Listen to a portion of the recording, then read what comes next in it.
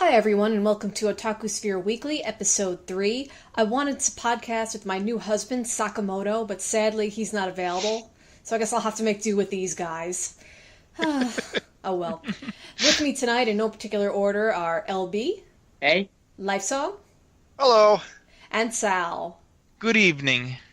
Okay, before we get started, a little explanation. I made an outline for this show that was like a novel, because there's so many freaking shows, and we realized, wait, we cannot talk about this many shows. So what I'm going to do here at the top of the show is just explain a couple of things we're dropping and why we're dropping them, and then we're probably not going to mention them again unless something really dramatic happens.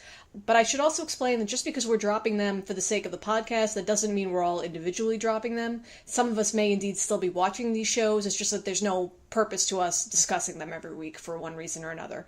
So, top of the shows we're dropping 100. It's kind of generic anime. I saw the second episode. I didn't think it was bad or anything, but we're probably just going to end up saying how kind of standard it is if we discuss it every week, so dropping that one. End Ride. None of us were thrilled with it. Lifesong caught the second episode and thought it was really dumb, so we're like, you know what? We have too many shows anyway, dropping End Ride unless we hear that it got dramatically better later on. My Hero Academia. This show is actually pretty well done. It's not really for me, and life is kind of so-so on it, and Sal hasn't watched it yet, so it was just like, okay, good show, maybe, but not for us. Macross, I'm not gonna watch it, and, yeah, it's just, I believe Life and even Sal may be watching this one, but we're just not gonna discuss it at this time. And a couple of shorts that we're not gonna discuss. Crane Game Girls is by the people who did J.K. Meshi, and it looks better than J.K. Meshi so far. The animation actually looks, I mean, it's still kind of cheap and minimalist, but like in a pleasant way instead of in an, oh my god, what have they done way. But it's very simplistic, so no need to discuss it. Go Go Goma-chen is adorable, and you can bet I will be watching that religiously, but it's an adorable anime short about a seal. It does not merit discussion. My discussion about it every week will be, you don't need to hear that. You don't need to hear that recorded many times. And finally, Usakame is a spin-off from the people who do TQ. I could never get into TQ because of the animation, but Usakame actually looks kind of cool. It's got kind of this cool sketchiness to it that I like. But, again, it's just another tiny little short that, feel no real need to discuss. So even though I may still be watching that one, don't feel a need to discuss it. So, those are the shows we've already decided to drop, and considering our list is still pretty long, there's probably more drops to come, so yay! It's like perverse to cheer for dropping shows, but it's kind of a necessity at this point, because there's a lot of good stuff this season. Okay, so I'm sorry if I just kind of rambled there, but I needed to get that out of the way. So, on to stuff we actually watch. Kiznaiver, episode 1. I like this. I like the way it was directed. And at first I thought the overall concept of it, and people being connected by their wounds, was kind of dumb for some reason. But then I was actually reading Haruki Murakami's latest book, and I found this quote: "One heart is not connected to another through harmony alone. They are, instead, linked deeply through their wounds. Pain linked to pain, fragility to fragility." So I guess if it's good enough for Haruki Murakami, it's good enough for me. So that quote, by the way, is from Colorless Tsukuru Sasaki and His Years of Pilgrimage. I just finished that book, but I can never remember the title. Okay, the only thing I really didn't like about the show is when they were discussing how their personalities are kind of reminiscent of the 7 deadly sins, and like, that was just gibberish to me. I didn't get that at all. They even said that it was gibberish. Like, the protagonist even says, "You're making all this up." Yeah. So does it make it better if even the show itself acknowledged that it was gibberish? I don't know. I think that it was just a way to introduce the stereotypes and be fun with it. I don't really think that the 7 deadly sins are important to the show. And if they are, they'll have to make that apparent later. Okay. So Sal, you didn't get a chance to watch a lot last week, and I know you watched Kiznaiver, so why don't you start off with this one here? I guess it seems that there's actually a bigger reason why they're introducing the whole sharing pain mechanic. I guess it has to do with maybe there's some sort of dystopian society underneath the quote-unquote peaceful society that the show is kind of hinting at. Well, here's the thing. Apparently this whole city has been created for the purpose of the Kiznaiver project, and I've just noticed that this seems to happen a lot in anime, that this is just like a trend in urban planning. An entire city is set aside for one relatively small science project. I think maybe the taxpayers should be alerted to this trend, but also, I think that girl that started the project is the one that jumped off the cliff in the beginning that was trying to help the main character feel pain. Oh, thank you for bringing that up, because I wondered if it seemed like he was his whole experience from in the beginning made him a Kiznaiver before the whole thing even started, and that's why he had a strange pain thing. Yeah, because when she pushes him down the stairs, he hasn't gone through the operation yet, but then she's like, well, everybody shared your pain. But it's like, wait, how is everybody sharing his pain if this was before he had the operation? But it's possible I could be reading too much into it. But... Yeah, I think he's probably the prototype of the Kiznaiver project, and then he just connected the other people to him. Yeah, well, we shall see if we were right. Wasn't he unconscious before she pushes him down the stairs? Shoot, now I don't remember. You may be right though. Yeah, he was taken on that to the hospital with those people dressed up as that mascot that's in the city. Yeah, there's a lot of crazy things that happen, and I'm not real sure of the order now that I stopped to think about it. Yeah, okay. My whole theory now kind of goes out the window, but that's okay. I could still be right for other reasons. Oh yeah, well, your theory could still be right too. It's only the first episode, so. Yeah, Life. What did you think of this one? I thought it was interesting. What I had originally read of it made it sound like when I read wounds, I assumed that it meant something figurative, and then we get into it like, oh no, they literally mean wounds. When you get physically injured, it is magically shared by everyone else. I'm somewhere between thinking it's really dumb and wondering where they're going with it. And I say that meaning I actually really enjoyed it. I thought it was really good. Yeah, and just something about the way the show was shot was really appealing. There's this one scene where I again don't know names at this point, but the beautiful mysterious girl is cornering the main character, and just the camera is kind of far away while she's cornering him, and it's just something about the way they animated that little moment was just added a lot of atmosphere. I think she might be one of the Kiznaivers too. Did you guys get that sense? I think there were 6 people, and she's comparing them to the 7 deadly sins, so there has to be a 7th, right? If you notice, she does have those weird little black diamond things surrounding her neck, as if she got some sort of injury or had some sort of experiment or something. Yeah, I don't know if that's just because that doesn't look like artistic... a tattoo part of her clothes. It seems like it's on her skin. It does. I just don't know if that's an artistic thing that the animation studio just threw in there as part of her character design, or if it's actually significant. Yeah, it honestly didn't even occur to me if she was a Kiznaiver or not. I was just too distracted by everything else going on. Wait a second. If she is one, then she was that girl from the flashback that jumped off. So I think that girl's also the first person to be linked. There's another possibility, too, and that could be that this Kiznaiver system, that it's not the first time they've tried to do it. Yeah, I really did not find myself asking very many questions. Maybe that speaks poorly of me, but I was just kind of watching it and trying to figure out, just trying to make sense of what was happening. So I'm a little bit baffled by what the show is trying to achieve, but I'm definitely interested enough that I'm going to stick around for the next few episodes. So I assume we're all kind of in the same boat with that. Yeah. And seeing when Okada's going to start bringing out the despair. I thought it was pretty interesting how they talk about the protagonist and how the reason he's getting beat up is that these other people don't understand him. And that's I could see that going a lot of places people would be uncomfortable with. So I'm very curious to see what the show has to say. Yeah, let's definitely talk about that if they come back to that. If that was a one-off of just kind of the 7 deadly sins thing, then I don't really care that much. But if they come back to that as a theme, that'll be interesting. Right. Okay, so enough on Okada's latest opus for this episode. We're going to move on to Kabaneri 1, which the full name is Kabaneri and the Iron Fortress, right? Yeah, something like that. Something. I confess I did not watch this. I kept meaning to, and I kept putting it off just because I know it's not exactly like Attack on Titan. I know it's its own thing, but I found watching Attack on Titan a really grueling experience, and I just was not up for all the violence. So I'm not saying that I won't catch up on it for next week, but I just could not bring myself to watch this first episode. So I failed in my duty as podcaster. I was trying to remember. Did you enjoy the entirety of Attack on Titan, or after you caught up with it? It was. See, this is the thing. I can't really say I enjoyed Attack on Titan. It's it's like I respected it, you know? It's like if you have an important surgery that you need to have at the end, you'd be like, wow, that doctor did a really good job. But you didn't enjoy having the surgery, you know? It's kind of I see what you mean. But anyway, I know it's gotten a very good response, so maybe I should just get over it and watch it. Sal, did you watch this one? Not yet again. I'm sorry, I need to actually remember what you've watched. I'm not asking you for No, I was saying that it's because of the Amazon streaming, so...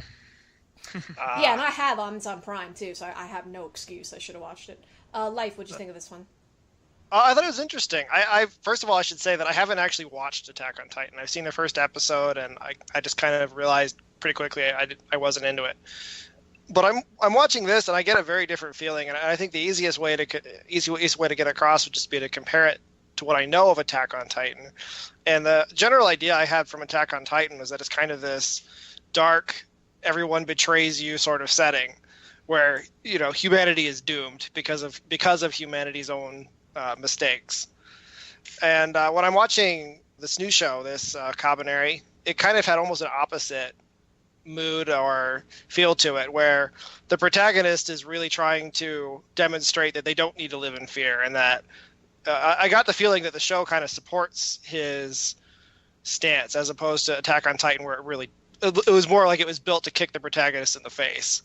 Okay, that makes me more inclined to want to watch it, because I can handle some darkness and I can handle violence, but it really depends on the tone. If I feel like it's hopeless, then it's really hard for me to keep engaged. No, I really got the feeling that it was wanting to build up the whole human potential angle, and that's sort of the theme they're going for. And the events of the first episode really support that. So I don't think they're actually going for anything thematically similar to Attack on Titan. Yeah. It's just on the service level. Plus, Kabaneri is like an original series, so they're not bound by the Attack on Titan creators stuff. I'll also say that it is gorgeous. Almost movie quality. Maybe not quite movie quality, but it's up there. Now the question is, will which studio drop the ball, with their other animation, Rolling Girls, which I heard was amazing to look at, but the animation was kind of dropping because production mismanagement. I'll say this for Rolling Girls. I know a lot of people really liked it, but I could kind of tell in episode 1 that it didn't really know what it was doing, and I don't feel that way about Kabaneri. Okay, so maybe it'll go better for them this time. Yeah, maybe. I mean, and they did have some serious success with Attack on Titan. So, I mean, my prediction is, so long as this is popular, they'll do well with it. If it's not popular, we might see it drop off in production values pretty quick. Yeah. Okay, well, I'm definitely feel more encouraged about it than I did before. LB, you skipped this one, right? Yeah, I just never got around to watching it. Okay, we're in the same boat. All right, so let's move on to something completely, and I do mean completely different. Haven't you heard? I'm Sakamoto! And I know what some people have bitched about the haven't you heard thing, but I think it's adorable for some reason.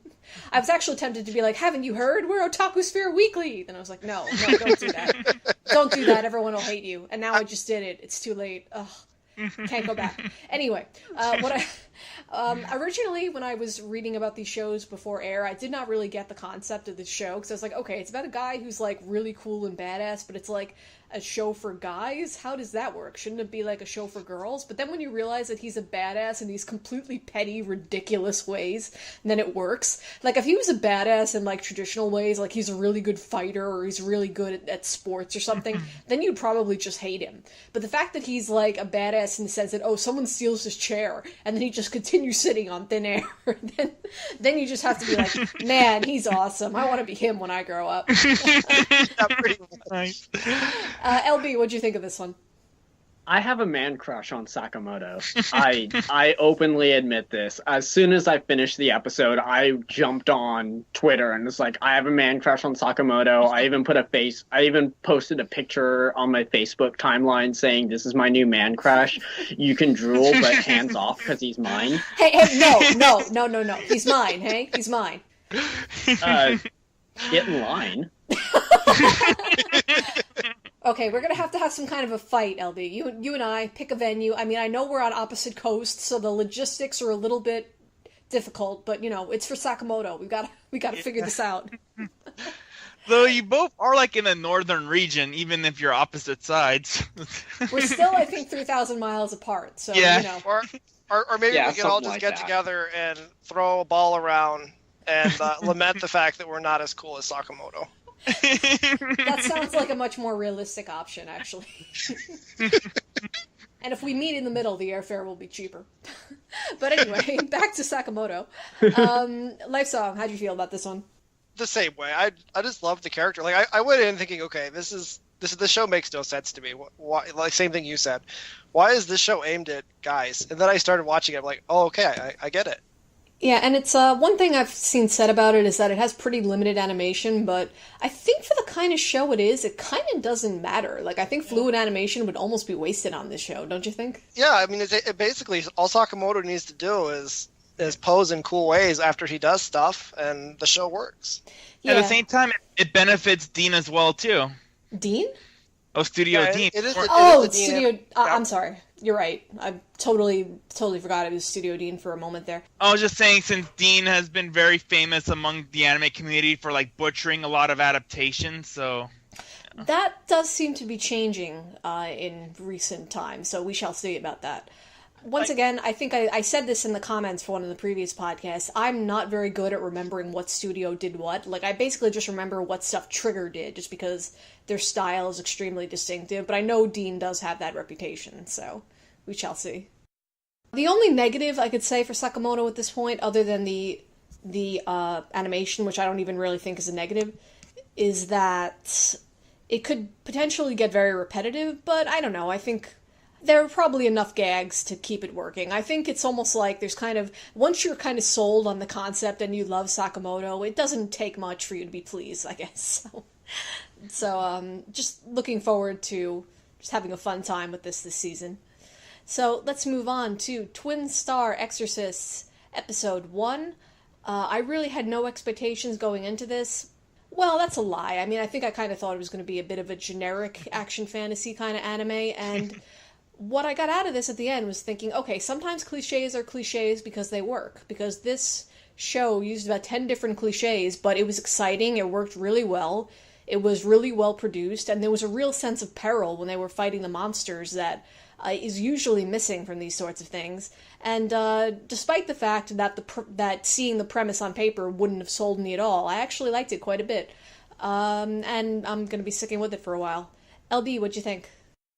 I read the first couple of volumes of the manga in the not-so-distant past, so I knew pretty much what I was going to be getting into. If the tone remains the same as it did in the manga for, I only read like 3 or 4 volumes, but I read enough to get the feeling that this is going to be a popcorn flick. It's not going to be terribly deep, but it's going to be exciting. So that's the main thing that I had going into it. Basically, what I really like about this episode is actually that they for the first 12 minutes or so, they completely deviated from the manga in order to establish Benio as an awesome ass kicker. That, basically, those first 12 minutes is not in the source material up until the point that he catches her and they fall into water. That's all basically original material that they threw in to establish Benio as an ass kicker. That sounds like it was a good change, because that was a really cool sequence that she was fighting on her own. Yeah, I really liked that, because in the manga, the first chapter is basically just totally focusing on Rokuro, and, this is his past, this is why he's a washout, this is, his personality. They don't focus on Benio at all in the first chapter. So I really liked that they gave her time and they really established her as a proper fighter. Yeah, and considering that it's called Twin Star Exorcist, it kind of makes sense that you would want kind of equal time for the protagonists in the first episode. Oh, and before I forget, I just want to say I love the fact that she actually ran out of talismans at one point, because as she was throwing those things around, I was thinking, okay, does she have a limited amount of those, or is she just, pulling them out of hammer space? So then when she actually ran out, I was like, oh, that's cool that she actually has to worry about, a real problem, like she can only carry so many talismans and that sort of thing. So, Life, what'd you think of this one? I liked it quite a bit. I knew a little bit about it going in. A couple of my friends really liked the manga for it. The biggest reason I was excited for it is because because I watched Bimbo Gami, which was another anime adaptation by the same author who wrote this manga. And my general theory going in with this whole series and all its cliches is that it was sort of created to get a anime. And my experience with Bimbo Gami was that this guy knows how to write really good stories. So I kind of had pretty high expectations, and I really liked it. I thought it was really really well done. Okay, and I can't remember if I'm getting this for myself or if I read this somewhere and I'm regurgitating it, so I apologize to some random person on the internet if that's the case. But when they go into that other world to fight the demons or ghosts, whatever they are, did that remind you of Madoka at all? A little bit. I didn't get that vibe. I could see how you did, but I personally was kind of in the moment, so I didn't even think about it. So, but looking back on it, yeah, I can see how you got that vibe. Okay, it kind of makes me wonder for Benio. I hope she doesn't lose her head, but you've read the manga and that doesn't happen, right? So... As far as I am aware, there are no protagonist beheadings in the immediate future, at least. Excellent. Okay, that was my concern. All right, so we all really like this, so definitely going to be sticking around for next week. Moving on to Super Lovers Episode 1, the show that spawned a lot of controversy, and based on the first episode, you really wouldn't know why, because it's just kind of a story about this poor kid who's had a bad lot in life, and an older guy kind of becomes his big brother and is like, I'm going to show this kid that the world's not such a bad place, and takes care of him. My kind of only disappointment is from the opening, it seemed like the little boy, I think it's Rin, isn't it? Rin? It seemed from the beginning like he was maybe going to be raised by wolves, and that is not actually what happens, and I was kind of disappointed about that. But other than that, I liked it. It was cute, and it was kind of heartwarming, and I think you kind of have to be willingly reading into it to kind of see disturbing content in there, at least at this point. Life, what'd you think of it? More less the same. I was going in kind of, knowing that there was a controversy about it, looking for the controversy, and like, oh, I can't find it. There's really nothing here in this episode to get upset about. It was just a cute story with an abused kid getting taken care of by this sort of older brother figure. I mean, I can definitely see where it might go, but it didn't do anything in the first episode. Like if it pulls a bunny drop and then time skips to the kid getting older and then they hook up. Well, I'm pretty sure that's exactly what's going to happen, actually, but it hasn't happened yet. Well, the term I saw people using online was grooming, like that the older brother is like grooming the kid to become his lover, but to me, that's only makes sense if you think he has romantic intentions for him from the beginning, and yeah, that didn't happen. But yeah, you don't get the impression he feels about him that way. Like it really seems like he realizes this kid has had a rough time and has never really known, any familial affection, and he wants to give him that. Like if later their relationship changes, then you can have a whole different ethical argument. Yeah. But And now, if you notice at the end of the episode, they imply that the older character's parents are in some kind of terrible accident. So the whole bonding thing with them that happens later, I mean, I'm just going out on a limb and guessing this, it's probably related to the fact that they both lost their parents. God, I don't even remember that. That's the problem with just watching so much it was anime. like in a quick implied moment at the very end of the episode, or maybe even after the credits. Yeah, now that you say that, I remember, but I did not remember until you mentioned it. Just from having watched so much anime in a relatively short period of time. LB, did you catch this one? No, I mean, I just couldn't bring up the desire to really care that much about it. It was like, I knew that, there was a little bit of controversy about it, but even that, I was just like, yeah, I just didn't have any interest, so I decided to skip it. Yeah, I mean, the first episode was cute, but it's not the kind of thing where I'm like, oh no, you're missing out if you don't watch Super Lovers. It's just, it was cute and inoffensive, but that's kind of the main thing it has going for it so far. It remains to be seen if it'll actually be interesting in any other way. Right. Okay, so I'm going to move to Bungo Stray Dogs, Episode 1. And, I liked this episode when I first watched it. The more time that passes, the more I'm questioning whether or not I really liked it. it's kind of like I like this episode, but I think it's just going to kind of get more formulaic as it goes on, and maybe that's unfair of me, but that's how I feel, and it's making me like this episode less in retrospect. And the literary thing, which I thought I was going to like, it's actually a bit too hardcore for me, because I thought it was funny when Osamu tried to commit suicide, and then he was like, oh, I was trying to do this perfect suicide and you messed it up, and when you look it up on Wikipedia, then yes, Osamu really did make a suicide attempt. But even though I read some of these authors in college, I actually don't know their backgrounds well enough. I think a lot of these jokes about, oh, isn't this something that such and such author would really do, like, is going to go completely over my head, and I don't know if the show has much to offer beyond that. So I'm just kind of in a confused place with this show right now. Yeah, the character humor went over my head even more dramatically. I wouldn't have even known that they were authors if you hadn't told me last week. Yes, I kind of just went through the whole episode feeling like I was missing something. And it felt more like it was running on rule of cool than really establishing anything beyond like characters and their names and the basic premise. There's no real theme going that I expect to keep going anyway. Yeah, that's why I'm kind of afraid it's going to degenerate into a, like, generic, okay, characters have powers and they solve crime sort of thing. Yeah, I think that's what it's going to do. I mean, that's kind of the impression I got. Yeah, and if that's the case, I'm going to be disappointed, because I was excited for this one preseason for some reason. Yeah, I think a big part of it is that it's really trying to be funny with its character gags, and like maybe they're funny if you know what they're referring to, but I don't have any idea. Yeah, like the one thing I remember learning about Dazai Osamu in college is that, we read a short story of his. The picture of him in the book was him with a whiskey or something, and my professor was like, it's actually impossible to find a picture of this guy where he doesn't have booze in his hand. So I thought if they were going to do any jokes about him, he was going to be binge drinking or something, but then when he did the suicide attempt, I was like, well, I guess that makes sense. Yeah. I think the drinking would have been funnier. Well, the show was still young. True.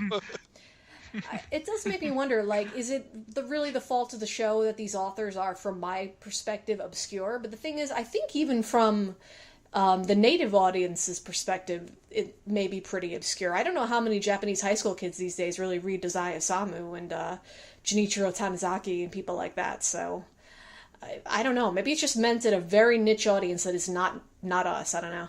I was able to go through it as a complete outsider, blissfully ignorant of any literary references that were being made. It's probably better that way. Yeah, actually, and I was listening to your guys' discussion about, this joke is an obscure reference to this. I think that because I'm not very well read, and because I am kind of stupid, that I was able to enjoy this. I was able to enjoy this on a level where I wasn't trying to, recognize, okay, that was a reference. Why is this reference funny? I was just able to say, oh, that guy tried to kill himself in a humorous way. That amuses me. So I was able to enjoy it just blissfully ignorant of anything that they were trying to do. It was, just, okay, this joke had a visual element to it that amused me. I like that. And so, yeah, I think I'm going to stick with this for a little while longer and not even worry about any kind of references they're trying to make. I agree that I'm a little worried that it might become a little slice of life-ish in a way, where if it's just being a case of the week rather than having some kind of central story. Overall, I think if they can keep the same basic tone of the first episode, that I'm going to be able to stick with it for quite a while longer. Yeah, and I forgot to mention, I do like the what is it, the guy who transforms into a tiger. I do actually kind of like that. Mm-hmm. He was the best thing the episode had going for it, I think. Yeah, I do like that, so I feel pretty confident saying I'm going to stick with it for at least a couple more episodes. So we'll be talking about Bungo Stray Dogs again. Let's move on to Anne Happy, episode 1. Are we now calling it Anne Happy because we know this character called Anne? Are we good with that? Yeah, I think that's the official name at this point. Yeah, wasn't that what it was called? Well, last week or the week before, something we were like, is it Anne Happy or unhappy? Yeah, because like every site has a. Yeah, every site had it listed the opposite way, so... But now we know there's a character called Anne, so it kind of makes sense it would be called Anne Happy. I like this alright. I liked the beginning of the episode more than the end. I thought the big reveal that the character who was kind of the straight man, was in love with the construction sign. Just, it almost like sounds funnier saying it than it was in the episode. I just felt like it wasn't a very funny reveal. I kind of liked this show overall, but I felt like it wasn't as funny as it needs to be to really sell me on the show as a comedy. What'd you think, Life? I loved it. The purple-haired chick, I can't remember her name. She's the straight man of the series. That reveal was pretty ridiculous. But the thing that really sold me on the show was Anne and her mentality, and just kind of how she goes about her daily life. Yeah, I did really like that part at the beginning where she just, what is she doing? She's like saving the cat or the dog or something, and then she's saving this dog that bit her, and she's hanging from the side of a bridge, and she feels lucky to have this other girl come up and catch the dog that bit her while she falls into the lake. The power of perspective, people. Indeed. I believe that LB had a rather different take on this show, if I'm not mistaken. Yeah, I am going to need a minute here to rant about this. Oh, please do. Go ahead. All right, so let me preface this that I openly admit that, yeah, this is a really silly anime. It's meant to be over the top. It's not meant to be taken seriously in the least. I also know that I was in kind of a bad headspace when I watched this first episode, so I might be way off base, and I'm totally prepared for you guys to tell me that I'm just reading too much into this. But honestly, I'm not going to say that I was outraged by this episode, but I was a little offended by it. How so? How so? This is what I'm curious about. Yeah, I make absolutely no secret that I deal with depression and anxiety issues on a daily basis. I don't hide that. It's not something that I should feel ashamed, that I feel that I should be ashamed of. But And Happy actually made me feel like that I should be ashamed of it. The basic idea that I'm referring to here is that the entire classroom is filled with girls that the school is deemed unlucky or unhappy, and they're to spend their high school career receiving happiness training so that they can learn how to cast off their former selves and be happy in life. And that bothered me. That's... I'm sorry, go ahead. I'll wait till you finish, and then I'll give my response. Yeah, well, no problem. But basically, it's as though these girls are being separated and outcast because they don't have suitable levels of happiness. And it's just like, and because that they're not found to be suitably happy, or they don't have suitable luck levels, that they're not allowed to be among everyone else. And I mean, the second point that I have is that they're basically going to be trained on how to be happy. So because it's so easy to just learn how to do that. I totally grant the idea that you can call this a form of therapy, and therapy isn't a bad thing, but it's not something that I wasn't able to see the humor in it, which, again, like I said before, I'm probably just reading into this too much, but I just couldn't see the humor in it. And like I said, it just offended me a little bit. When Botan was introduced early in the episode, I know that, people, are supposed to hear her monologues, her self-deprecating monologues, and, and feel kind of, and take some humor out of that because it's so ridiculous. But honestly, her outward words are my usual internal monologue. So I totally sympathized with her. I thought she was a very sympathetic character. I totally felt for her whenever she started talking.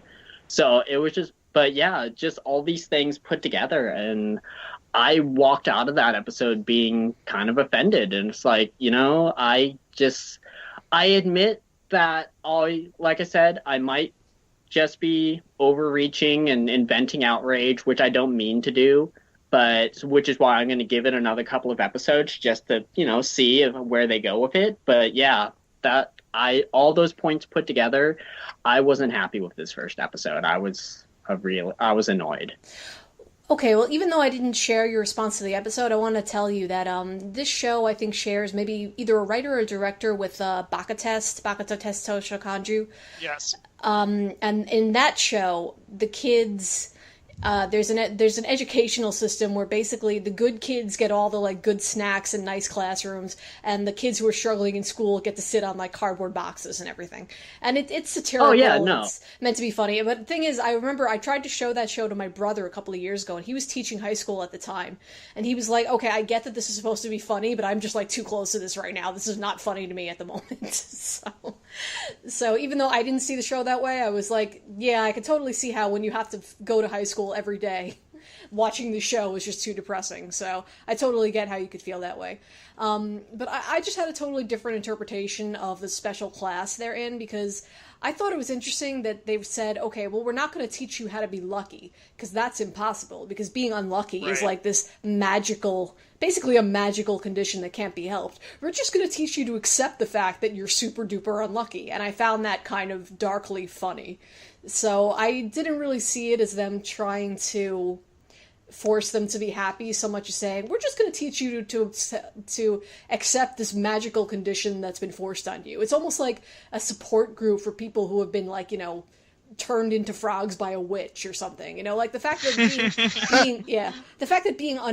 being not unhappy, but being unlucky is just such like a basically nonsensical condition is what saves it for me. Like if they had any sort of real problem, it wouldn't work.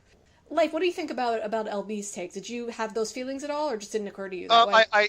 It did occur to me. I think there's a little more to say, but it definitely did occur to me. I think that if you were to look at it though, like say as a lesson on traditional stoicism or something along those lines, maybe it wouldn't be as creepy. And I think that might be more what they're kind of going for.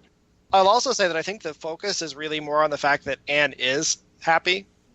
So, sure, you have Botan. Botan was the purple-haired character, is that correct? I'm so bad with names right now. I swear next week I'll know some more names of characters. Okay, well, the only one I know right now is Anne. The purple-haired girl is the one that we sort of get from the perspective for the first show.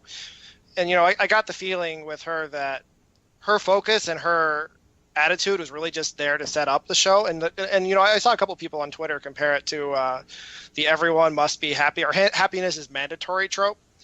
I think that's a good valid point, but I think that at the same time, really where they're going with it is, and actually the perspective of it is not necessarily teaching these characters how to be happy, but that Anne is happy. And like you said, it's like a magical condition where everyone is unlucky. And it's something that it's a legitimate problem in its own right inside the show. Okay, now that we've kind of delved so deeply into the show, I kind of feel like, okay, where do we even go from here? But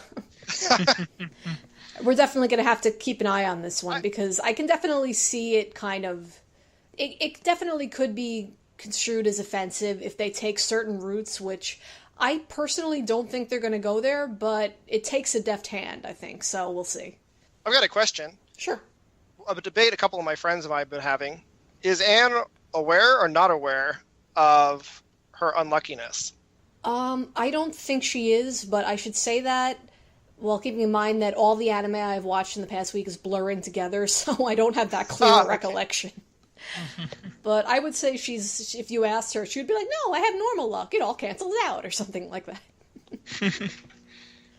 But I'll be watching for that in the next episode, so I'll get back to you. Cool, okay. Okay, so we're going to move on to High School Fleet, or HaiFuri, whatever you want to call it. I kind of have a grudge against this show because the girls who are piloting the ships are called Blue Mermaids, and I feel like if you're going to have mermaid in there, show me some goddamn mermaids. I want to see tails, and none of this naval business, but anyway.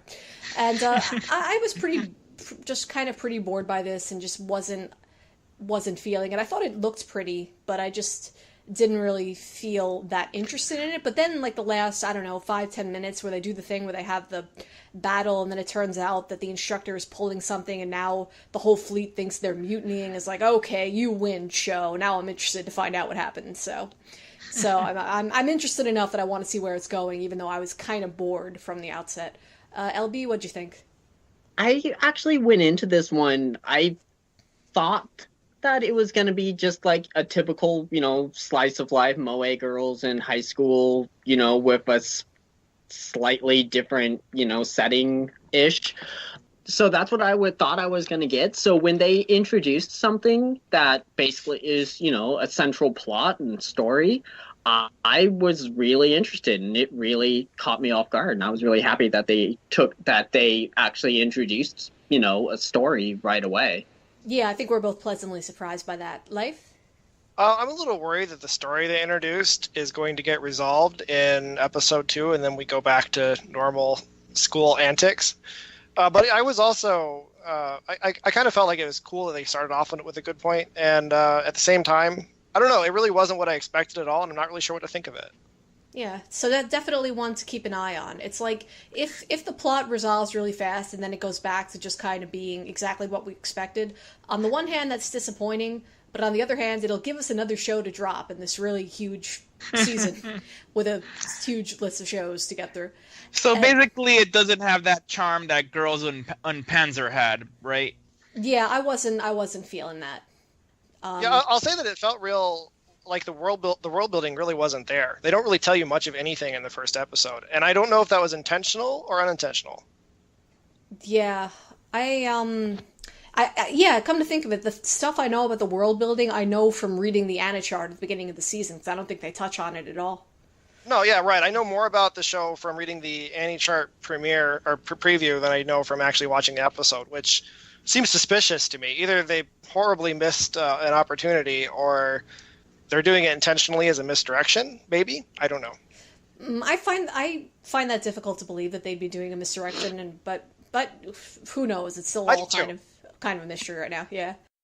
The next title on the list is Flying Witch 1. I had zero expectations going into this, and I really liked it. I'm gonna make a pun here, but I mean, it felt really grounded, just in terms of how realistic the character interaction was, and that's what made the flying seem so wondrous, because the whole thing seemed so grounded in reality to begin with. You really kind of felt the exhilaration, like, oh, she can actually take a broomstick and fly, and it's difficult to explain, but sometimes when an anime just throws realism out the window right from the beginning, it's hard to appreciate anything that happens after that, because you feel like you're just in La La Land.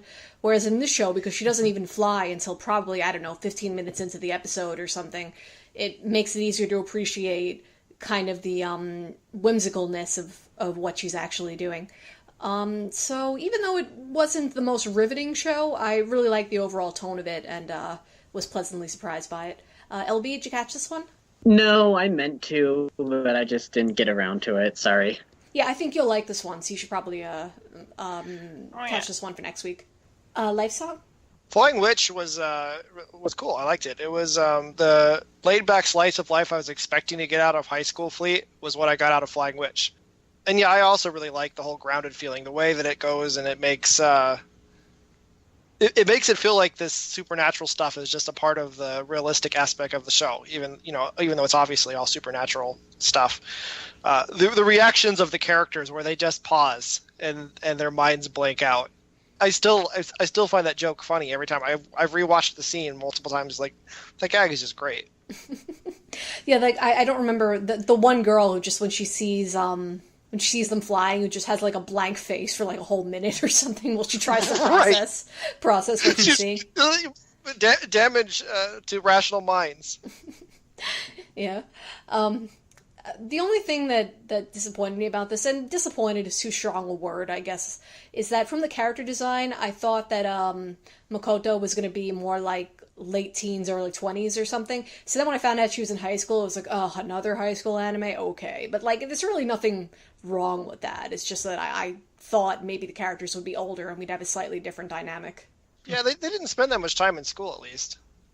Yeah, so hopefully they won't spend that much time in school, because I think it would be more interesting if they were out of school. Okay, so Flying Witch is a good show, but not a lot to say about it yet. It's kind of slice of lifey, so. Oh yeah, doesn't it have like a Kiki's Delivery Service kind of vibe? I shouldn't admit this, I actually haven't seen Kiki's Delivery Service. I haven't either, so I can't tell you. We have to watch it, otherwise we're going to get like tarred and feathered. Yeah, pretty much. That is one of those movies. Yeah, it's like with any Ghibli fan. Okay, we have to do that. We're going to have a Kiki's Delivery Service special episode so we can catch up and hopefully avoid the wrath of like Ghibli's huge rabid fan base. Yeah, 'cause it's like they expect all anime fans to have watched every Ghibli film. Yeah, kind of going out on a tangent, but I did see Princess Mononoke in the theater in the 90s when it came out. I think in like 98, nice. 99. But I liked it okay. I didn't love it, and then ever since then, people are like, "Oh, you need to see all the Ghibli films," and I was like, "Well, I saw one," and then people are like, "Oh, you saw the wrong one," or "Oh, you saw the best one." Now they're all downhill. I don't know. So I'm not a big Ghibli person. Yeah, I didn't see it in the theater, but that's more or less my experience too. That's the one movie I've seen, and the reactions of, "Oh, you need to watch these other ones," or "You've seen the best one." Yeah, that's exactly how everyone acts toward me too.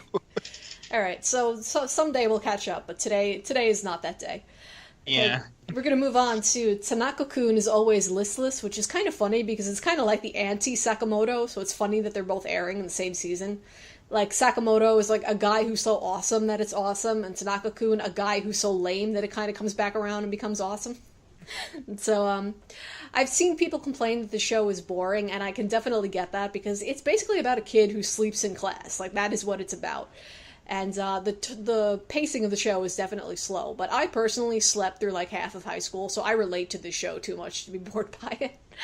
Also, I think it's worth noting that when you're kind of shotgunning anime really fast, as we tend to do at the beginning of the season, shows with a slower tone kind of have it rough, because you're kind of watching like, okay, what's the show about? What's going to happen? What can I take away from this immediately? And then any show with a slower tone, you like have no patience for it. But that doesn't mean a slower tone is necessarily bad. So I was trying to keep that in mind while watching this, and on the whole, I liked it. Life? I liked it. I thought it was funny how much effort he puts into being lazy. Yeah. And that recurring gag, it worked moderately well. I think the show is going to need some energy from someone to keep my attention for very long. But we've also only been introduced to a couple of the characters so far, so maybe it will. Yeah, it almost seems like if it's going to continue, like if this first episode is very indicative of the tone of the show, it seems like it might have worked better as like a 7 or 8 minute short or something. Yeah, I've had that thought too, yeah. But if they introduce more characters that give it more energy, then that could definitely change. Oh, to me, like the big meta question of the season is Sakamoto awesome enough that he could keep Tanaka-kun awake? That's a good question.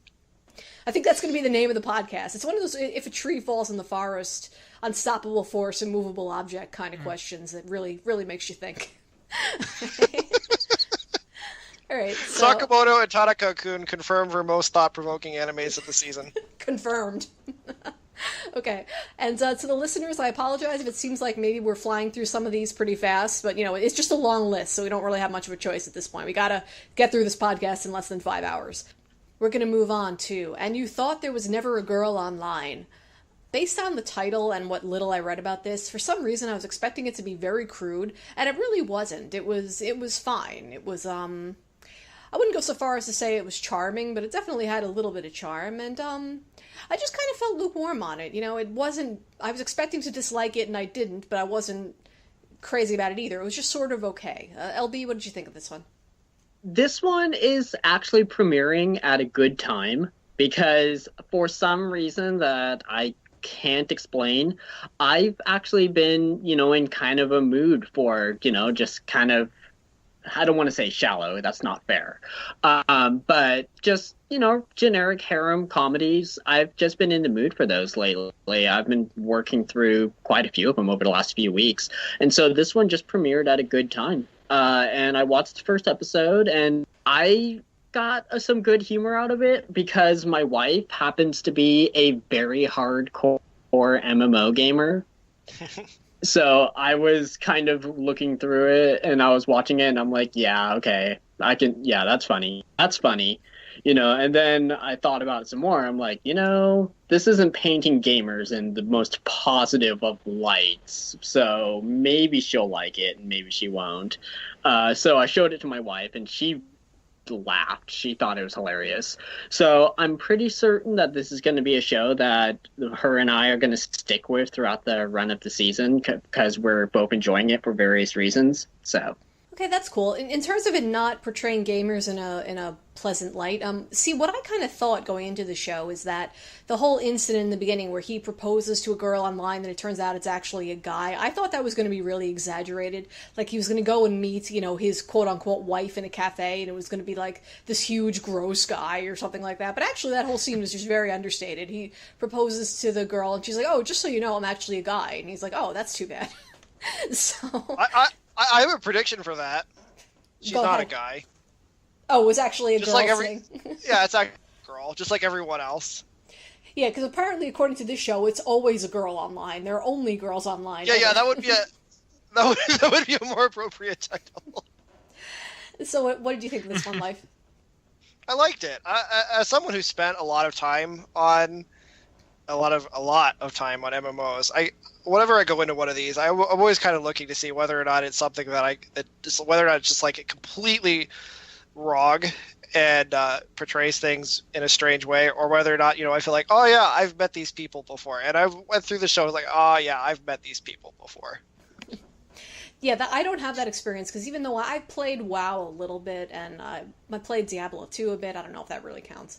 I don't really have much MMO experience, so I was just kind of thinking of them as more like generic gamers, I guess. Yeah, I can see that. That makes sense to me. I'll share an experience of mine with a group of gamers that I was playing with back when I first played WoW. I was playing with this group of people. All of them had female avatars. I assume, we're all guys. Well, we get on Ventrilo for the first time, and I discovered that of this whole group, I was the only one that was actually a guy. So I've had an experience similar to, no one confessed to me in this experience, but similar otherwise to what happened in the episodes. It was kind of like, yeah, that whole trope of there are no women online playing games, it actually gets talked about a lot in MMOs, and it's completely bogus. There's tons of women online playing games. It's been bogus for about 10, maybe 15 years. Yeah. It was true in, 1998, I think. What's that sound? Sorry, my cat is meowing. Aww. That's my cat, Mio, who has decided to make herself known. Sorry about that. Aww. I was trying to keep her quiet while you guys adorable. were talking. That's like the first time I've heard, a cat meow through Skype. Give me just a second, I'll kick her out of the room. Okay. Aww. So adorable. She really doesn't. You are not being tortured, cat. Now I feel kind of bad, like we're being mean to the cat. Oh, man. Yeah. She just wanted to join the podcast. She just wanted to sit on LB's lap and relax. Okay, sorry about that. It's alright. Okay, so let's resume. Moving on to 3 Leaves, 3 Colors. This is another show where I thought it was just okay. I didn't really have strong feelings one way or the other. I thought the premise was a little thin, but it was still moderately entertaining. It's definitely no Engage to the Unidentified, but, it's really not fair to compare the show to that just because it's the same creator. I mean, it's different show, different genre, different feel to it. So I was kind of lukewarm on it, but I like it enough. I won't mind tuning in again next week. Life? Did you get your bread fix? Because there was a lot of bread in this episode. Oh, yeah, thank you for reminding me. I was kind of like, is this what I thought Panda Piece would be? Is this the full-length Panda Piece I really wanted? But I don't know. I think it was a one-off. I don't think they're going to come back to the bread thing again. We shall see. Yeah, I guess we'll see. I thought it had some good charm to it. I really liked the production quality. I got a good feeling from it. It was funny, and I'm hoping it'll continue. I'm not sure whether or not I want the, stuck-up girl to get her money back or not, because I feel kind of bad for her that she's eating bread crusts for lunch. And I kind of think it would be funny if she got, a mansion. I kind of feel like it would ruin the whole dynamic if she did. Yeah, but I feel bad for her, I want her to have a nice box lunch with sushi in it or something. Anyway. Or at least learn how to cook something that doesn't involve burning bread crusts. Yeah, and what is it with cute anime girls and mayonnaise? There seems to be some sort of a thing here. I wonder if it's a joke I'm not getting. Is this that girl in Vivid Red Operation who just put oodles of mayonnaise on everything? I'll explain the joke later. Oh God, it's not a dirty joke, is it? It's not. It is totally a dirty joke. Oh no. What? It is? It's totally a dirty joke. Life, you know what? I was happier when I didn't know that. Why did you have to... Sorry. Why did you have to come in here with your innuendo and educate me in a way I did not want to be educated? Okay. Let's move on to Shonen Maid, episode 1.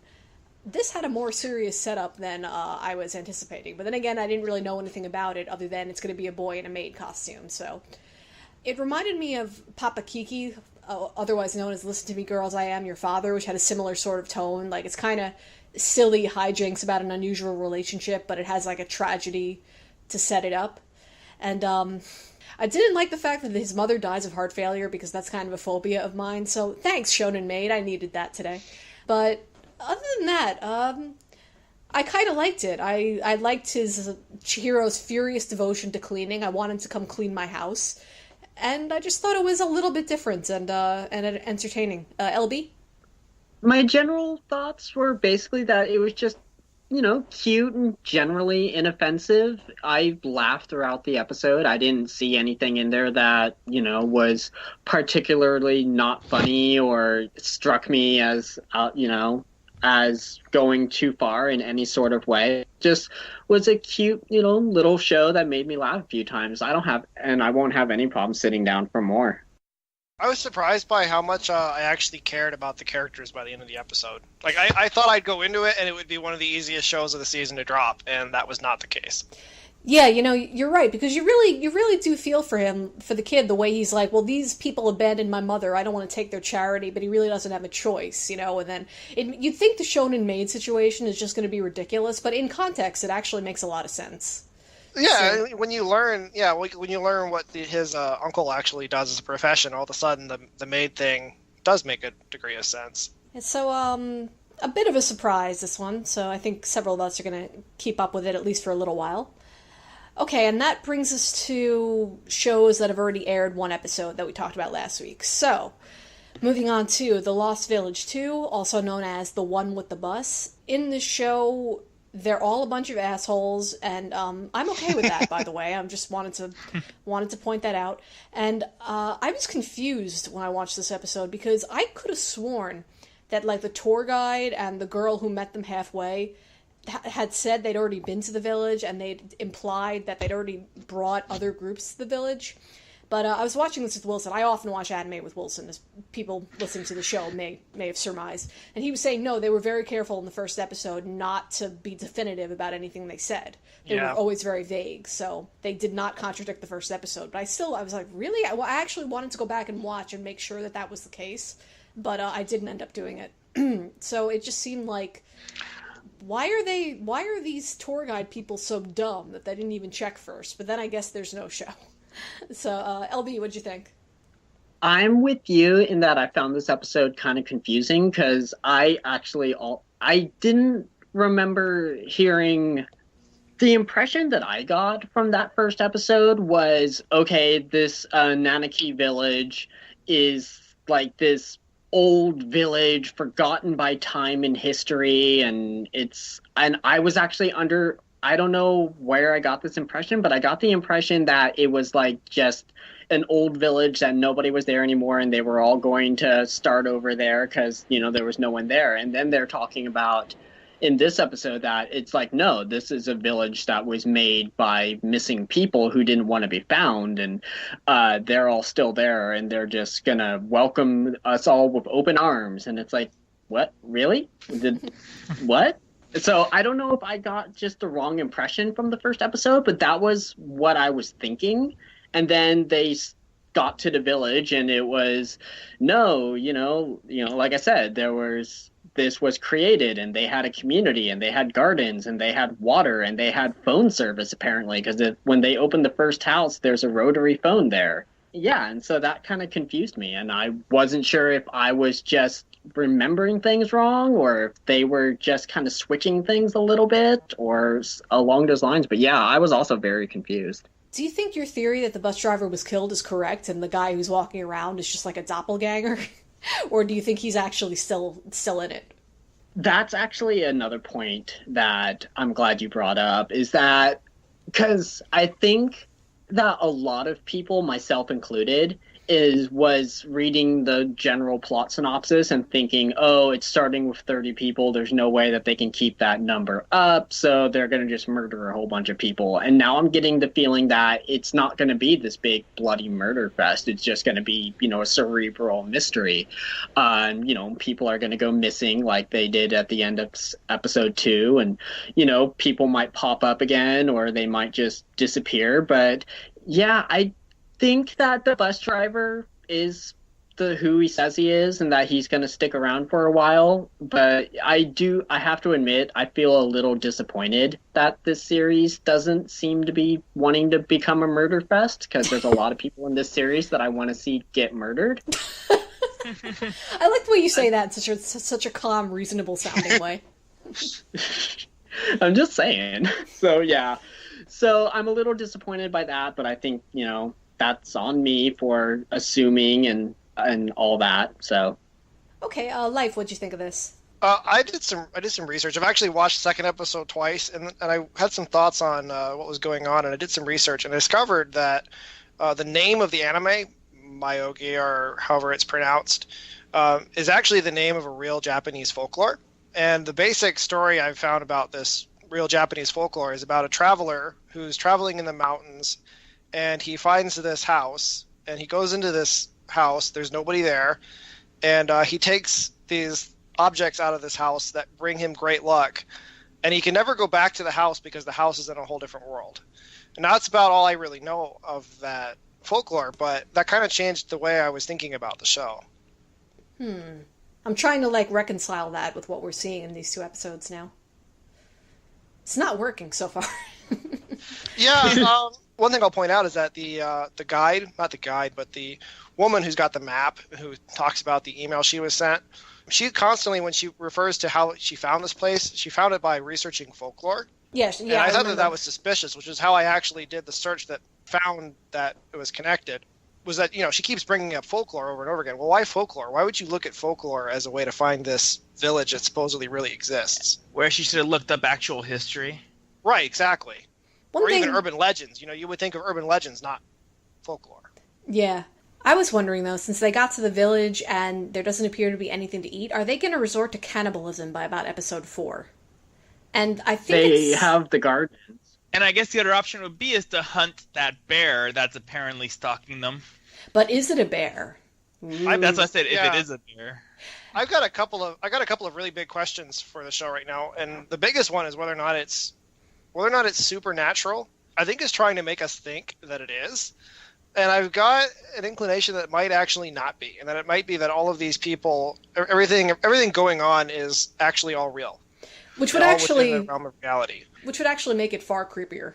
It would make it far creepier, and I kind of suspect that it's real and that something is going to go horribly wrong, and whatever the experiment that's going on is going to go horribly out of control, and we'll be left the entire season trying to guess whether or not it's real or make believe.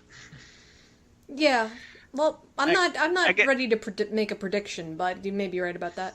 Yeah, it's just one way I could see it going down. I mean, I've got several theories at this point, and I don't know. I don't know enough. One thing I'll say I thought was interesting when I rewatched the second episode is the bus driver. I'm not convinced that what he was talking about when he said, I can't believe I had to endure such humiliation. That could actually be 2 different things. He could be saying, I hate the fact that I had to endure this humiliation, and really he was acting the whole time. And the whole thing is really an acting gig that he's putting on. And that's really the frustration he's complaining about. I mean, I would just stop and think about it. There's multiple ways they could spin this. And then I started looking through the different events throughout the rest of the episode, and I'm like, all the rest of these have multiple interpretations too, at least potential interpretations. Like, when they find the bear footprint, one of the characters mentions that it's not big enough to be a bear. When they go into the village, one of the characters mentions that this would never have been able to be built without modern technology. It wouldn't be built by a group of people that were just running off into the woods. That couldn't have happened. And there's several little things like that throughout the episode that I just thought were interesting to note. And I think they're easy to miss because they're put in between characters talking about how they die for each other, or the crazy girl who wants to execute everyone who's suspicious, or the Chunibyo guy who's all, you're stealing my personality. Right. But what if all those people are actors and this whole thing is some social experiment that they're part of? I mean, I don't know that that's what's going on, but it could be something along those lines. Well, that would actually probably make more sense than any other explanation. Considering what this company is doing to take all these people to this village that they never even checked was properly there, doesn't really make any sense, but... Yeah, right. All we know is that they were all part of some online forum that just decided to do this all of a sudden. And I've seen people say that they don't like the show because they don't like the dialogue and the characters are unlikable, and I wonder, is that kind of missing the point of the show, though? Because I don't think you're really supposed to like the characters. I think you're supposed to be just kind of looking at it from this bird's eye view and thinking, gee, what is going on here? And the characters are just kind of meant to be amusing, but you're not really meant to empathize with them so much. I have a thought on that, and that is maybe the whole point of this story is what they can take away from this crazy experience that they've got going on. Because, that's what the original folklore is about. This guy goes into this house and he gets these objects that bring him luck. So maybe that's what this is. This is these characters going into a situation where they take something away from it, and that's really what the whole theme of the story is about. Now, I don't know if that'll happen, but it would make sense. Okay, well, we're definitely in a wait-and-see position on that one. We're going to move on to ReZero Episode 2, which I actually don't have a lot to say about. I was glad that the main character was able to piece together the situation that he's in, and it seemed like the story was progressing in a satisfactory way. I just honestly don't remember that much of what happened at this point. I just remember it was fine. Leif, what did you think? Oh man, that was so long ago. Okay, so this is the podcast where we try to recreate anime we barely remember. Yeah, no, I know I liked the episode. I guess everyone should take notes from LB's concept where he would jot down important points from each show he watches so he can discuss them in the podcast. That, yeah. Honestly, I never felt the need to do that before, but I think with this many shows, I probably have to now. So, LB, are you watching ReZero? I am. I'm still really digging on this series. I really enjoyed the second episode. I watched it with my wife. I thought that it'd be something that she'd be into, and she paid mostly attention to it. She drifted in and out here and there. But the main thing that her and I agreed on after the second episode was that things would be going so much better for the main character if he would just calm the hell down. If he wasn't so panicky and, so desperate to, it's like, okay, this has to happen. You must let this happen. Felt, sell me this, please. La da da da da da. It's like, dude, calm down. You would make a lot more sense and would probably, make a lot more logical arguments if you would just chill your biscuits. Yeah, I wonder if that's true. The whole scene with Felt is coming back to me now, and I wonder, if he had just told her, yeah, you and your buddy in there are totally going to get killed if you don't give me that badge and run away, or if you don't run. If that argument would have worked with her, I think a big point of the episode was that no matter what he told her, she wasn't going to trust him. Yeah. Well, I don't necessarily think that, if he were that honest, because, that is even in a fantasy setting, that is kind of far-fetched to just hear from a stranger. But just, if he had calmed down in general and had delivered the argument that he was delivering just in a much calmer tone, I think it would have gone over a lot better. And the events of the episode maybe would have gone a little differently, but, we'll never know. Maybe we will. But that was... maybe we will know. Maybe that's what will happen next time. This is true. Yeah, there's something going on with that main character. I guess he's just kind of manic or something. I mean, I can't really think of the word for it, but it's interesting to have a character like him in this setting, I guess. Honestly, I think I'd be pretty panicked if I were in his situation too. I don't know that I'd be trying as hard to actually go out of my way to help people, but I'd definitely be in a state of, wow, this is weird. Yeah, the thing is, I think he was manic even, before the situation developed, so now he's just, super manic. That's true. Before we move on from the show, I have one question. You know how she tells him in the first episode her name is Satella, and then later when he tries to call her that, she gets all offended, how dare you call me the name of the jealous witch? Do you think that's really her name? and that's only something she tells people she's close to, or she just gave him a fake name. I'm inclined to think it's really her name. I actually think that her and Satella are two different people, and that they might be twins. That's my current running theory. That seems so obvious when you say it, but I did not think that might be it. My guess is that she either is her or looks like her. And I guess the twin theory would make a lot of sense to me if that's the case. I just remember when the familiar looks at her when she says her name, you get this sense of something's not right. Yeah, see, he says to her something like, "Oh, you have bad taste," when she says that, and you can take his eyes look like they're going to pop out of his head when she first says it. You can kind of take that two ways. You can kind of take it as him being like, "Why would you choose to pick that name?" Or you could take it as him being like, "You're choosing this guy to tell your real name to." So I could see it. Yeah, both ways. It could go either way. It actually make a lot of sense, that situation, if she were to tell him that name, kind of testing his level of innocence. Because it seems like everyone knows that name, and he didn't. Yeah. All right. So I'm interested to see what's going on with Stella, if not a whole lot else at this point. Moving on to Joker Game, episode 2. Continuing to enjoy this series, and I really like, oh man, I've got to know friggin' names for next time. That's my goal for next week, is to remember those friggin' names. But the patriarch guy, the one with the cane, who we find out doesn't need the cane at all, he's so cool. He is pretty cool. He's my other husband, though. But the only thing I didn't like about this episode is I thought it was maybe a little bit out of left field when Sakamoto... See, I knew his name.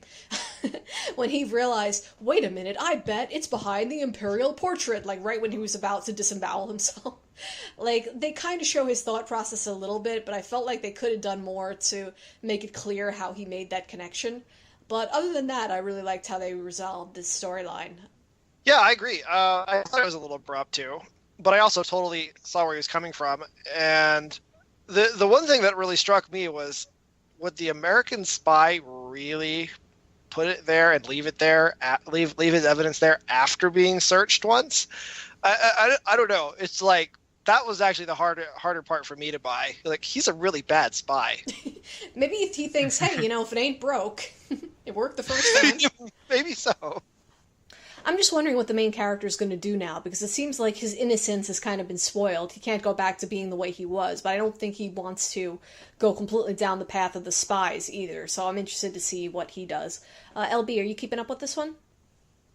I watched the second episode, and I have to admit that I don't think that that it's a bad show, but I am starting to think that it's not right for me. I'm having the same problem with this show as I did with Psycho-Pass, in that there's just so much talking and there's so much like intrigue, and it's just, I was drifting in and out while I watched this episode, so I can't guarantee that I'm going to be sticking with it much longer.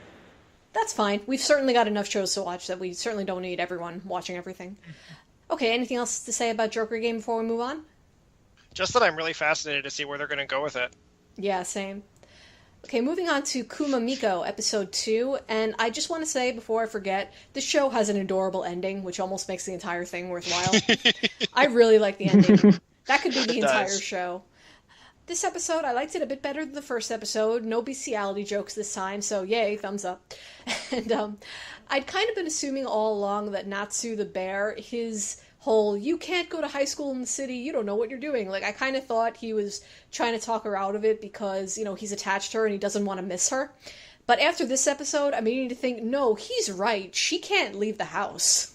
He's totally it's right. a little bit of that's what makes the show, that's what made me love the manga so much, is that he both doesn't want her to leave because he's attached to her, and he knows that he's right. But it's kind of like, where is the show going to go if she can't go to high school because she's just too much of a... What can I call her that won't sound insulting? I mean, I don't think it's that she's dumb. I think it's that she, literally has, no experience with the outside world, and she doesn't know how to ask for help. Like, was she an orphan or something? I think naive. Yeah, she's naive. The annoying character that winds up driving her around is actually her cousin. It's all like a little small town where everyone's related. And they're not getting that across real well in the anime. Yeah, I don't even know if her parents are alive. I don't remember. I don't know that I'm aware of that either. I don't know that that's even important. Natsu's kind of the one that raises her and takes care of her. Yeah, the bear is her daddy. But the first episode, I should say, I kind of felt like there was something missing, and this episode felt more complete to me. But it's still maybe it's cute and it's charming, but it's just not as funny as I want it to be, or something to that effect. I don't know. I still feel like it's missing something. What about you, Life? I agree. I don't know if it's the comedic timing, if it's the director not really knowing what he's got his hands on, or really what's wrong. I'm having a hard time putting my finger on it, but I remember reading the manga and loving it to pieces, and now I'm coming into the anime and I'm like, I like this, but the main reason I like this is because of my memories from the manga. Yeah. Although I did like the joke where she's in trouble and then she thinks Natsu, and you think his spider sense is acting up. Oh, yes. No. He needed to scratch his back. He's just like, no, my butt itches. Yeah. LB, are you keeping up with this one? Because I know you watched the first episode. I did. I watched the second episode. I am still really loving it. It's just, the first episode I was a little worried because they were making bestiality jokes. And I was worried that they were going to try and keep up that kind of tone throughout the entire run of the series. But this second episode, it was just sweet and fun, and it made me feel better when I needed it. And I think that's the most important thing, really, that I'm taking away from this, is that this is something that I can just watch and feel better and feel uplifted. And I'm hoping that the tone of the series remains closer to the second episode than the first episode. If it does that, then I'll be watching this throughout the entire run, because it's just so sweet and fun. I'll say that I haven't actually read much past where we are now, because back when I found this, there wasn't much more than what we've got covered in the anime. But even the earlier bits that we saw in episode 1 were more the tone of the second episode in the manga than they are in the anime. And that really is the tone of the show overall. And I think it's really kind of weird that they're not selling the country bumpkin aspect of.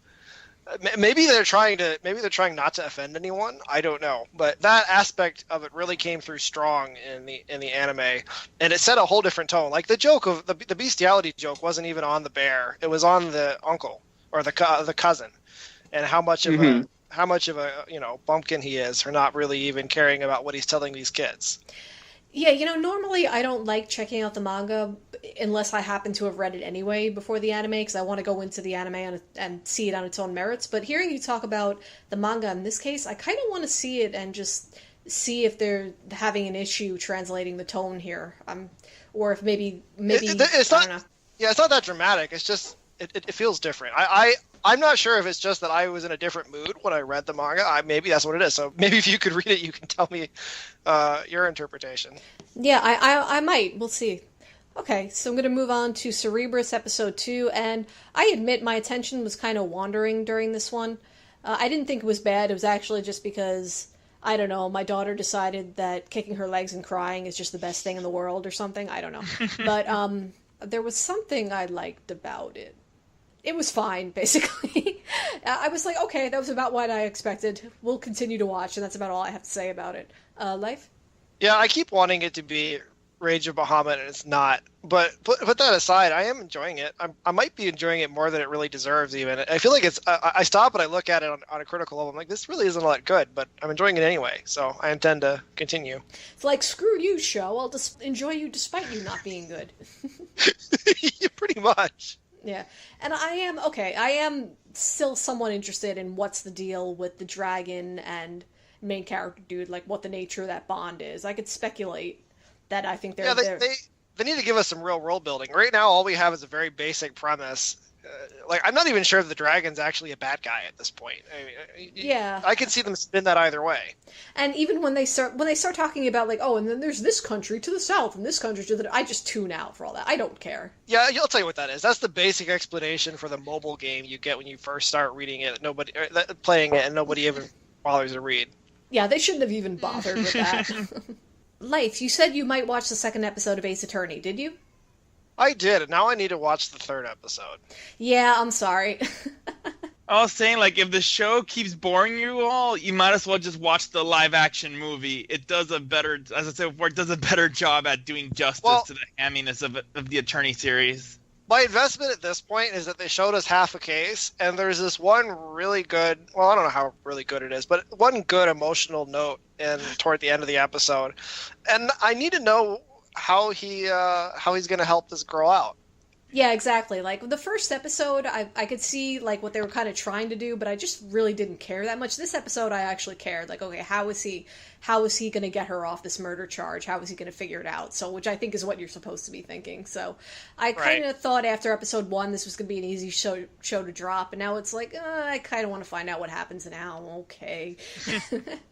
So, we will be somewhat reluctantly continuing with Ace Attorney. Maybe not for much longer, but we'll see. I think I'll still probably drop it immediately after the next episode, but I want to see how the case ends, and maybe it'll change my mind. Yeah, we'll see. Okay, and the last show that isn't a short that's on my list is Bakuon episode 2. I was kind of hemming and hawing about the show last week, saying I thought it was funny, but I wasn't sure how much I really liked it, blah, blah, blah, blah, blah. I kind of felt more solid about this episode. I really liked the playing chicken joke and how the two people who were supposed to be really into it are just like, well, I'm not damaging my bike, and just pulled out immediately. I just thought it was really cute and funny as it was meant to be, and I'm over the fact that it's motorcycles. Like, yeah, I don't like motorcycles, but I don't like electric guitars either, and I still watch K-On!, so, whatever. Yeah, I really like the way they take the bike, and they give us a real good motivation for why Rin likes her Suzuki so much. Oh, and I had yeah. to say that I thought her dad was a character. I like that fake out, because I actually thought for a minute, I was like, oh no, are they going to take this show somewhere serious? And then when they didn't, I was so relieved. They did that in the first episode, too, with My Parents Are Gone. And then, they're in America, or something like that. So I guess faking us out with fake tragedy is just something the show does, but I won't be fooled again. Fool me once, shame on you, or something or other. So I am on board for Bakuon. LB, what about you? Now that I have a better idea of what to expect and what the tone of the series is going to be, I was able to get into this a lot more. I had a lot of fun with this episode, without, this heavy expectation of you must be hilarious. Once I got that out of the way, it was like, oh, this is good. So I can totally watch it. I had a couple of thoughts, The first one was, I totally agree with you about the fake out in the first 6 minutes, except for I totally bought into it. They got me hooked. They got me. And I felt so stupid. You know what? I bought into it totally, and I kind of had the idea that it was going to troll me because the first episode did the same thing. And I didn't really feel cheated at the end. I just kind of appreciated it. I don't know. I had totally forgotten that they did that in the first episode. It just had completely slipped my mind. So when they did it in the second episode, it felt totally fresh to me. And I thought, this is, they're going to interject little serious moments throughout the series. That's cool. And then they faked me out. And I'm like, you bastard.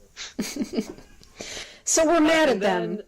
The other thing I noted down, which amused me, because I've never heard of it happening over here, but I got the idea in my head of, can you imagine if someone in the U.S. made you write a heartfelt essay in order to buy one of their products, like a motorcycle or anything? I've never heard of anyone in the U.S. doing that, but now that I've seen this series do it, I want to see someone in the U.S. do that, just to see what would happen.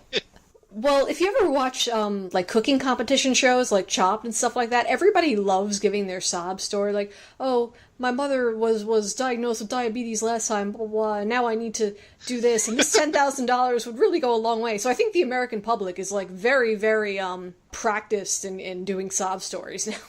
So I just think that would be some stiff competition if they started doing that. Because everybody would be outdoing everybody else with their woe is me tale.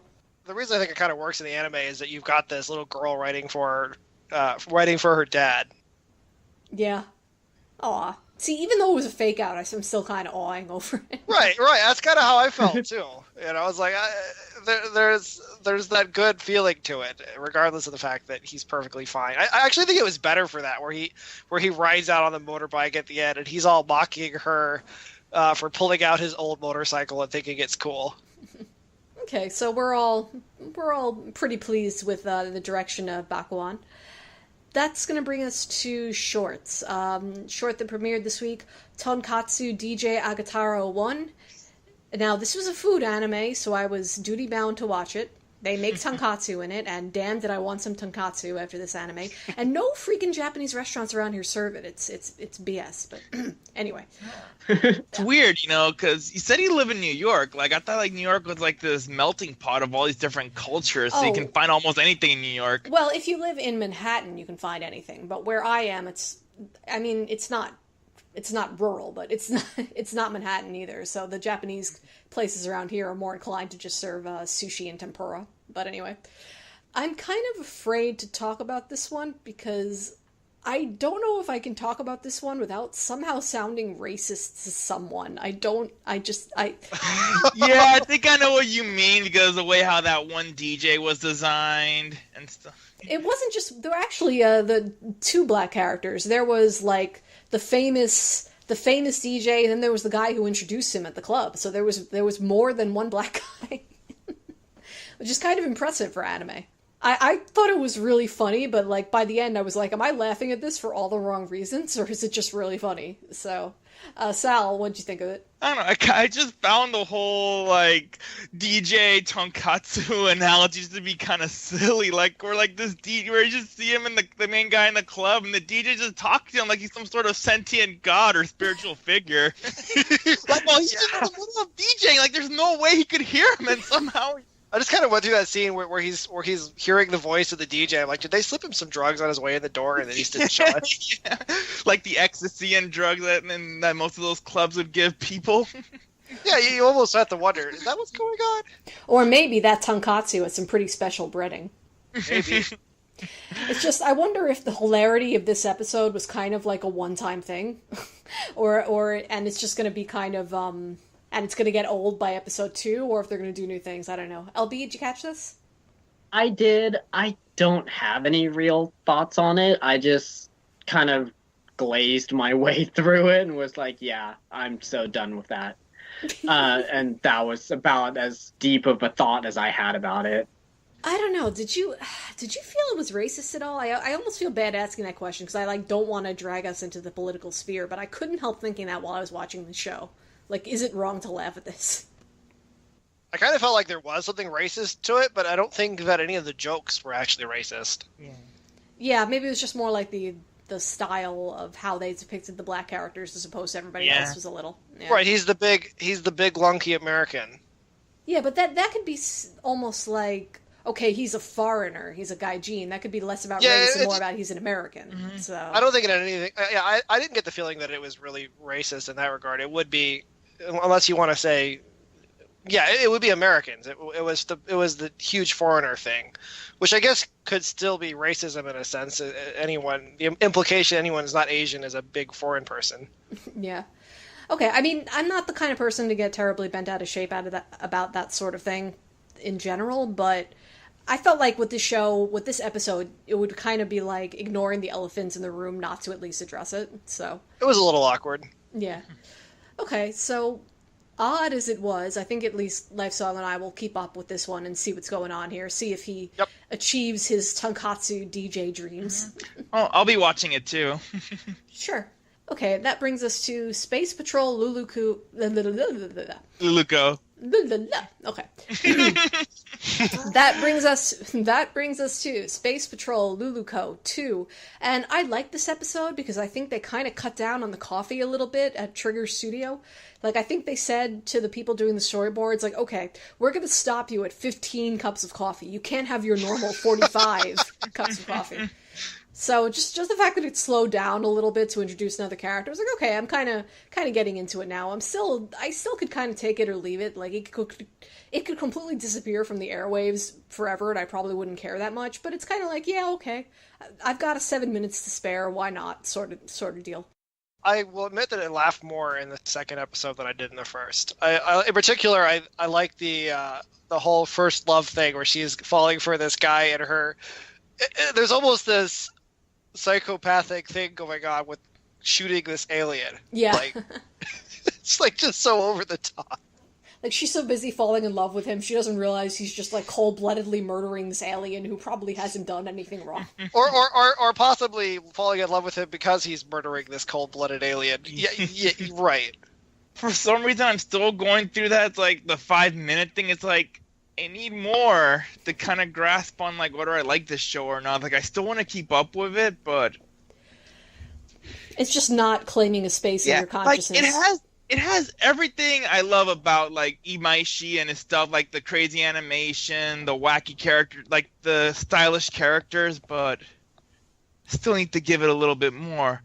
I guess what I'm trying to say is that, I guess, despite Kiznaiver being made by Trigger's, more younger staff, like, I seem to be more pulled into that one a little bit better just because of the establishment that Kiznaiver did versus Luluco, where it's just wham, like, all this stuff is just happening at once. Like, I mean, like, even though, like, FLCL did start off like that, like, I felt that show did a better job at, like, throwing the viewers into a very wacky, over-the-top situation. Yeah, I'll say for Fully Cooley, I think that a lot of the power in Fully Cooley is actually in the slow moments. Thinking, help me, filler bunny. Help me, filler bunny. Yeah, is everything all right, Karen? Yeah, just thinking if there's anything else I wanted to say about the show before we move on. Yeah, I think Space Patrol Luluco is not really doing anything wrong, but it's not really scratching any particular itch either. So it's the kind of thing, probably if I wasn't doing a podcast, I probably wouldn't even bother with it, but there's nothing offensive about it to me, so I'm going to keep up with it so far. I mean, I'm going to keep up with it for a little while longer, at least. I wonder if it would be better if you could actually just shotgun the show at the end, but then again, having too much of it at once might bother you. I don't know. I kind of wonder whether or not it really has a theme it's trying to set up, or if it's just doing whatever random thing it feels like every individual episode. Yeah. I'm also curious if his target audience is more geared towards the folks who liked Inferno Cop and Ninja Slayer, the animation. Because I know those were, like, very weird, like, shorts in terms of, like, Trigger stuff. I think they may be going for some of the people who liked Inferno Cop with the whole, just short zaniness thing it's got going on. But I didn't see Inferno Cop, so I'm completely talking out of my butt. Yeah, the whole thing is streaming. The whole thing is streaming officially on YouTube. Like, some episodes, the episode range from 2 minutes to 10 minutes. Yeah, I watched about 20 seconds of Inferno Cop, and I don't want to see anymore.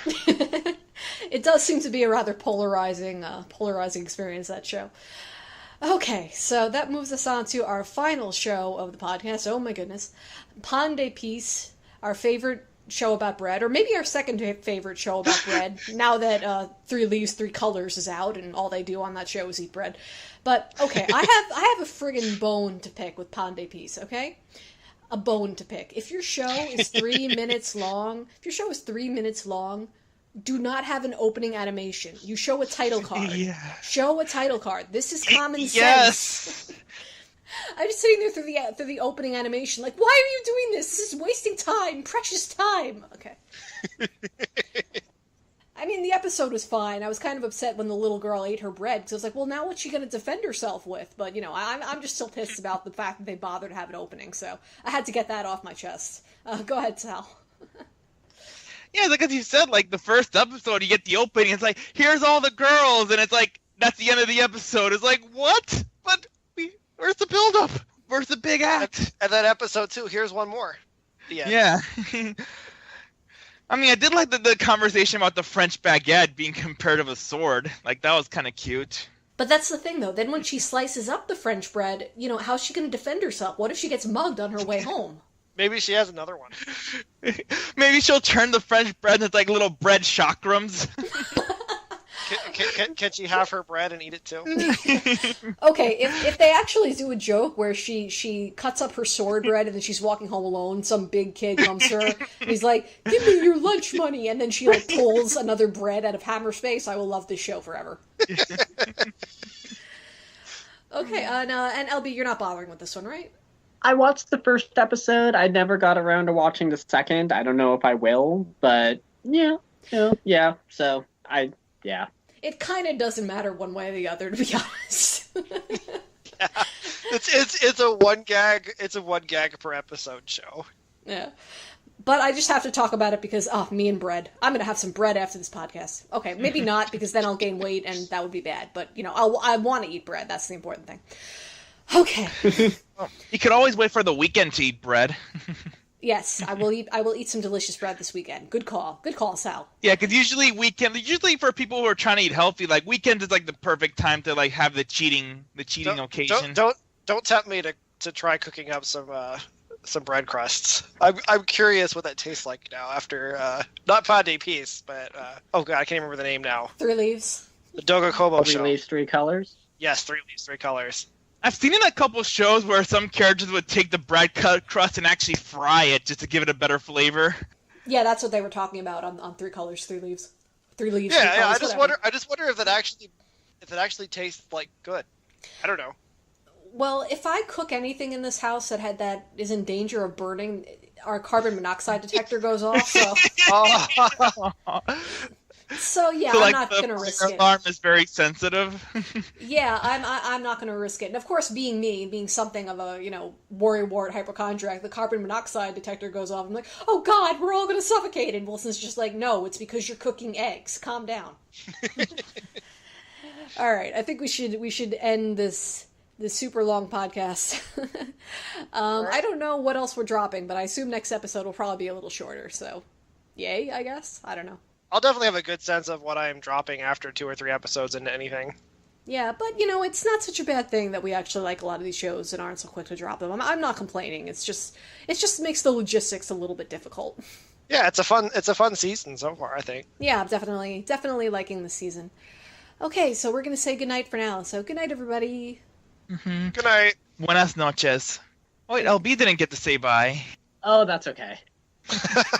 You can say some kind of bye now, and I'll edit it in before everybody else is. Well, now I feel all pressured, and I don't know if I can wrap my head around it. LB, you've got to fight this performance anxiety.